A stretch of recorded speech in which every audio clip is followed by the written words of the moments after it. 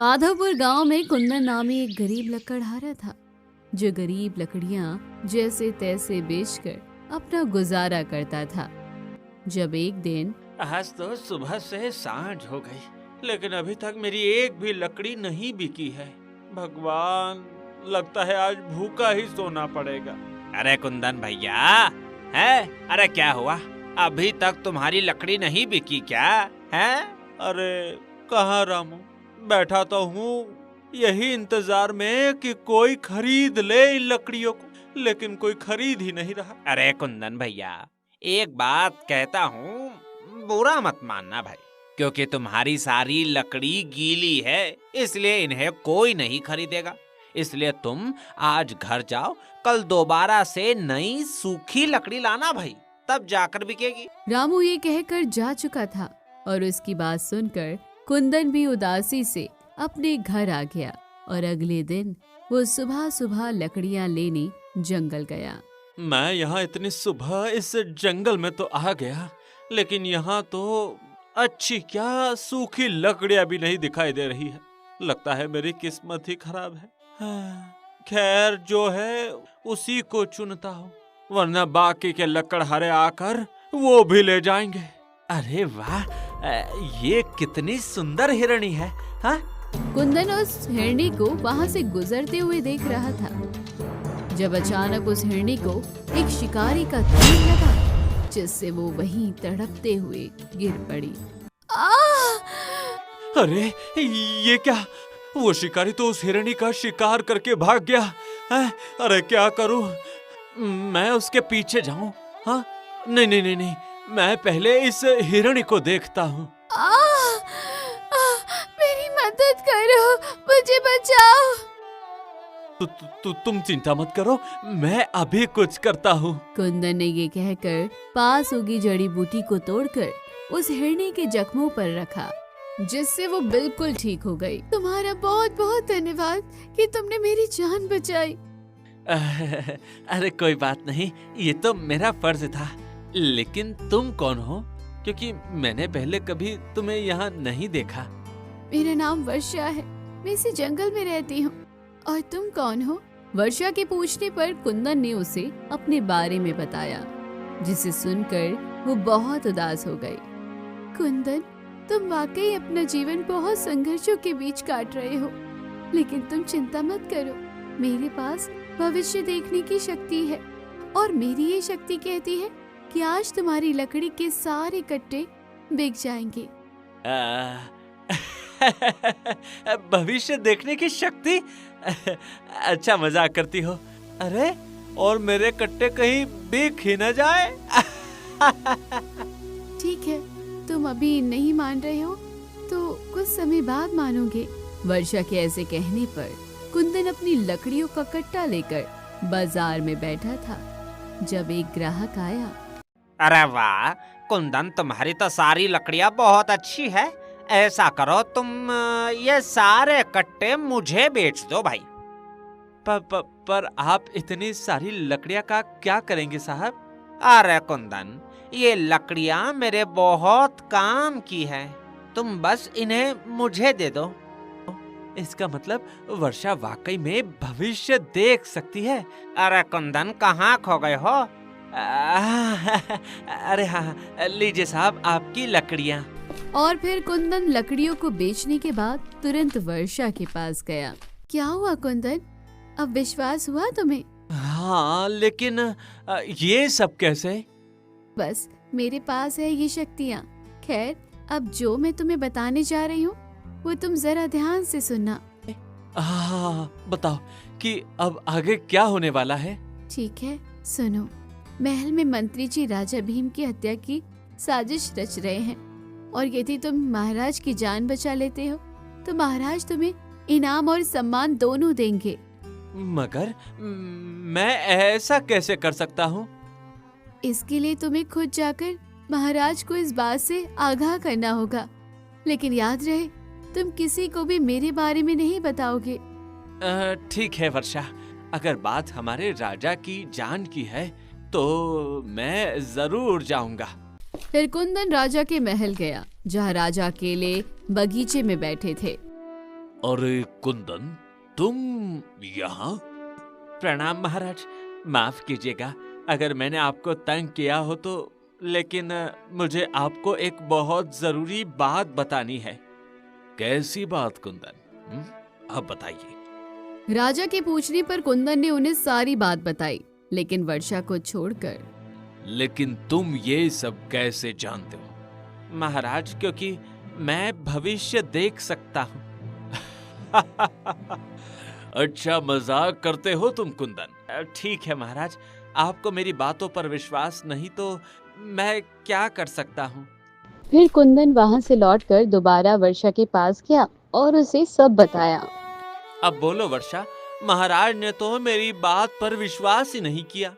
हाँ सही बात है कुंदन, लेकिन महाराज पड़ोसी राज्य के राजकुमार वीर की सारी बातें मानते हैं, इसलिए अब हमें राजकुमार वीर को ये सब बताना होगा।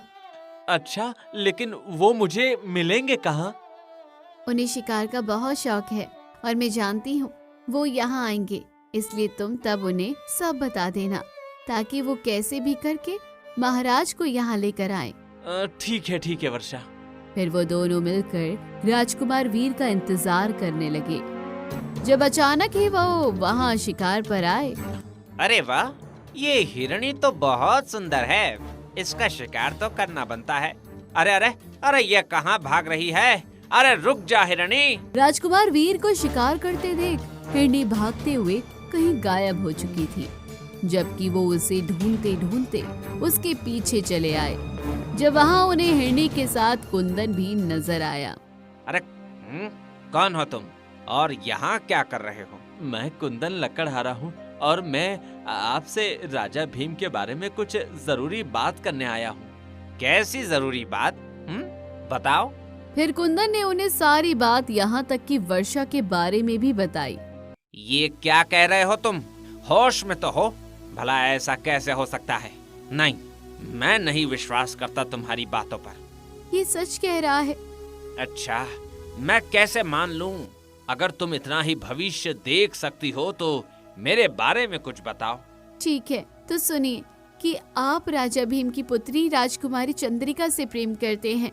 अरे, ये बात तुम्हें कैसे पता चली? क्योंकि इस बात को तो मैंने खुद से भी छिपा कर रखा था। इसका मतलब है सच में तुम भविष्य देख सकती हो। हाँ, और अब आप महाराज को किसी भी तरह यहाँ लेकर आइए ताकि हम मिलकर उन्हें बचा सके। फिर वर्षा की ये बात सुनकर राजकुमार वीर तुरंत राजा भीम के पास आ गए। अरे राजकुमार वीर, आप यहाँ? जी महाराज, असल में मैं यहाँ शिकार करने आया था, लेकिन मुझे शिकार करना तो आता ही नहीं। तो क्या आप मुझे ये कला सिखाएंगे? मैं तुम्हें बिल्कुल सिखाऊंगा। भला शिकार करने की कला में क्या रखा है? चलिए आप हमारे साथ अभी जंगल, हम आपको अच्छे से शिकार सिखाएंगे। चलिए। फिर वो दोनों जंगल शिकार करने के लिए जा चुके थे। इस बात से अनजान की मंत्री जी उन्हें जाते देख चुके थे।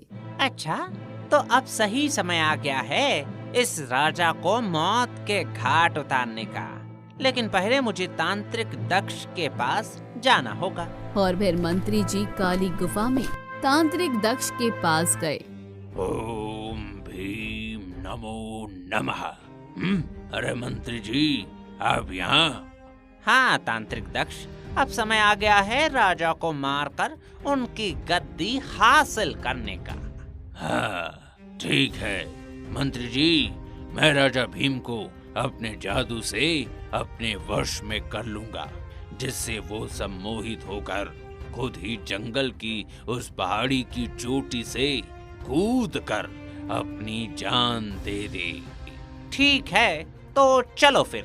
और फिर वो दोनों भी जंगल गए, जबकि दूसरी तरफ राजा जो राजकुमार के साथ गए थे, अचानक वहाँ कुंदन और हिरणी को देखकर हैरान हो गए। कुंदन, तुम यहाँ क्या कर रहे हो? हाँ महाराज, इन्होंने ही आपको यहाँ बुलाया है। मगर क्यों राजकुमार वीर? क्योंकि महाराज, मंत्री जी आपको जान से मारकर आपकी जगह लेना चाहते हैं। अभी राजकुमार वीर की बात खत्म भी नहीं हुई थी कि मंत्री जी और तांत्रिक दक्ष वहाँ आ गए। राजकुमार वीर, आपने महाराज को सच तो बता दिया, मगर अफसोस अब आप इन्हें अपनी आंखों के सामने मरता देखेंगे। तांत्रिक दक्ष, अपना जादू शुरू करो। हाँ मंत्री जी, ओम नमो नमः ओम। और फिर तांत्रिक दक्ष के मंत्र पढ़ते ही राजा भीम उसके वश में आ चुके थे। जाइए राजा भीम, आप उस पहाड़ी से कूद कर अपनी जान दे दीजिए। हाँ, मुझे मरना है, मुझे अपनी जान देनी है।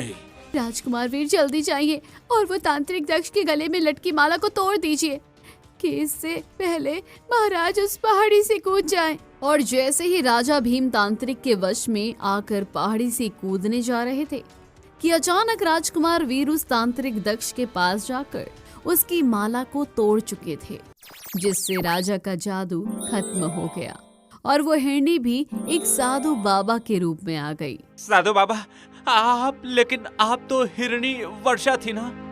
नहीं पुत्र, असल में इस तांत्रिक ने मुझे अपने जादू से एक हिरणी बना दिया था और मुझे इसका जादू तोड़ने के लिए आपकी मदद चाहिए थी, क्योंकि मैं खुद ये नहीं कर सकता था। इसलिए मैंने कुंदन के जरिए महाराज को बचाने के लिए आपको यहाँ बुलाया, ताकि आप मेरा श्राप, महाराज की जान और उस तांत्रिक की ताकत को खत्म कर सकें।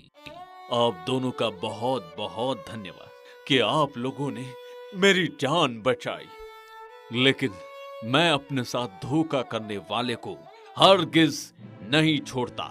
इसलिए सैनिकों, मंत्री जी और तांत्रिक दक्ष को कैद कर लो।